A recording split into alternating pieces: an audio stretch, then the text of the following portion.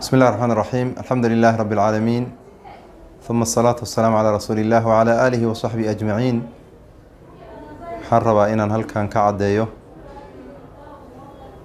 in warberyahan dambe ama dhowrka beryoon soo dhaafnay baraha bulshada la isla dhex marayay nuxurkiisana uu yahay in masjidka sigiska liis gabdha ah oo Soomaaliyeed ay yeelaan ama liiskaas uu yeelo cidda guur danaynaysana halkaas ay timaado.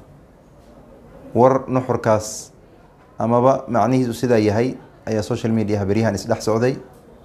warka isaga marka anoo ku hadla masjidka sigiska aimadiisa magacooda ku hadla warkaas waxaan cadeynayaa inuusan jirin.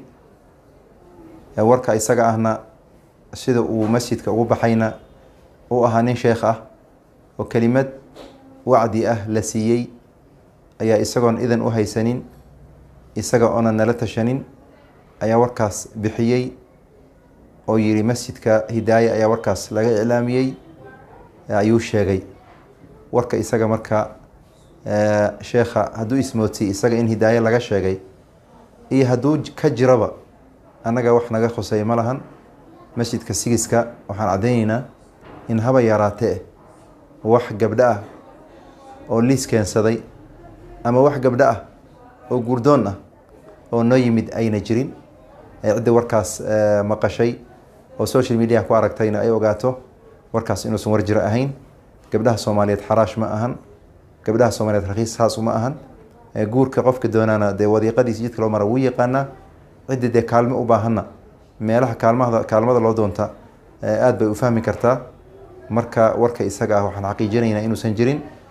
islaamkana yaan la lugooynin iyo muslimiinta yaan la lugooynin oo dhalinyaradan ama dadkan social media ku waashay oo shilin doonka ah oo like doonka ah oo tuugsiga ku jira oo war aan waxba ka jirin iyo war la been abuuray iyo war la been buuniyey shilinka iyo doolarka ka doona yaan lagu lugo-in ayagana ilaaha ka baqayna subxaana wa tacaala. beryahan waxaa weeyaan tuugsiga ayaa dariiqo kala qaatay.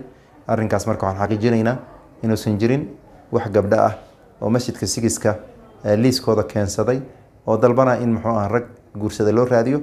warka isaga ma jiro. gabdhaha Soomaaliyeedna waan ka raali garaynaynaa haddii magaca sigiska lagu jaa-ifeeyey amaba lagu caayay. arrintayd arrin sax ma ahan. gabdhaheenna waa gabdha qaali ah, xaraashna ma ahan.